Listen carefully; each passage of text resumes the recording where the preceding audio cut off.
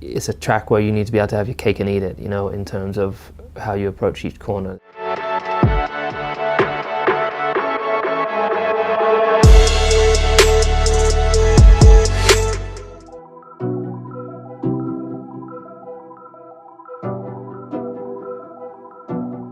Growing up watching that race, watching the drivers, these icons drive through the tunnel, it was the most exciting race to watch.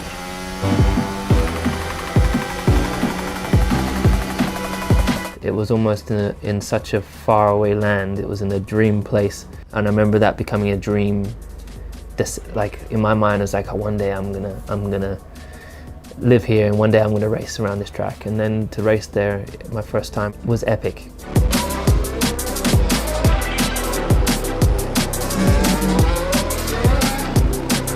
So when we see the Monaco race coming up, everyone's obviously quite excited. It is a blue ribbon event and obviously one that people would love to win if they get the opportunity. Having a Formula 1 Grand Prix win there in 2008, I felt like I was at the top of the highest mountain in the world. So many different things need to come together for that to happen, and it's a track where you just can't leave anything on the table.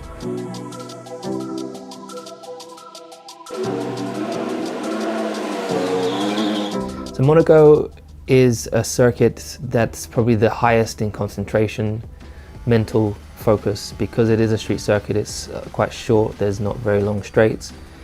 It's not a necessarily massively physical circuit because you're not doing really high speed through corners and pulling as big a Gs as you would in somewhere like Barcelona, but your mind is having to race at much faster. You have to process stuff so much faster.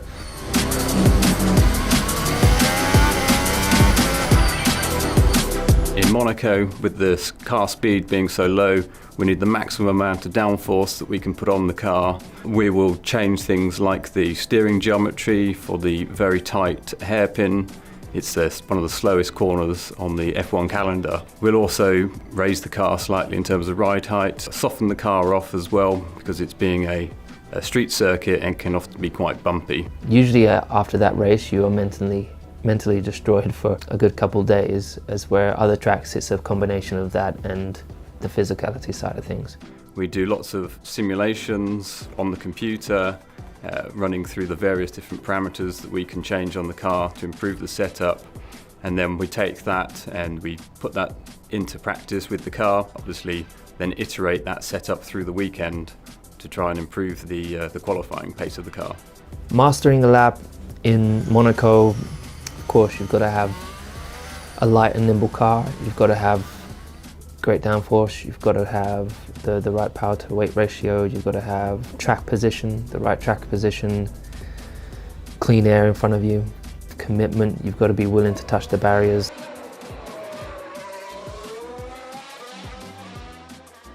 We really need to set up a car for the drivers that's easy for them to drive, that's consistent, predictable. They need to approach the limits of the car, lap on lap. Any small mistakes and the car will end up in the barrier, and then they'll be losing track time, and track time is all important at Monaco.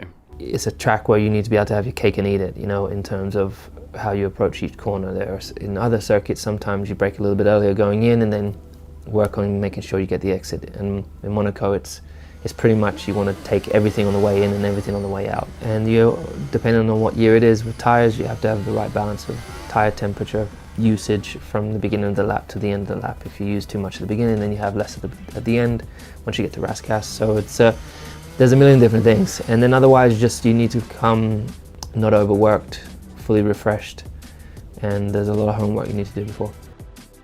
The approach to a race always changes when it's raining. It's much more of a lottery, but there's also a lot more opportunity. The potential for failure is even greater.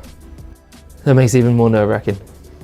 When you go to a street circuit such as Monaco, the switches on the steering wheel, you can't be asking the driver to keep changing them after each corner around the lap, making lots of changes. You might make a mistake and then lose several tenths on the lap. But it's really important that we go out on track with the settings all correct, minimise everything that we ask of the driver in terms of the switches and workload. And we have to weigh up whether it's worth the lap time to make that switch adjust against the possibility that he might make a mistake on track and lose time.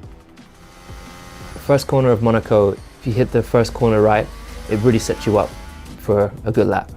If you lose out, then it's easy to try and over-push and overwork. But it's a corner that really sucks you in, and it tightens up real quick. So if you get that wrong, you can easily be in the wall. Our cars are bigger than ever before, wider than ever before.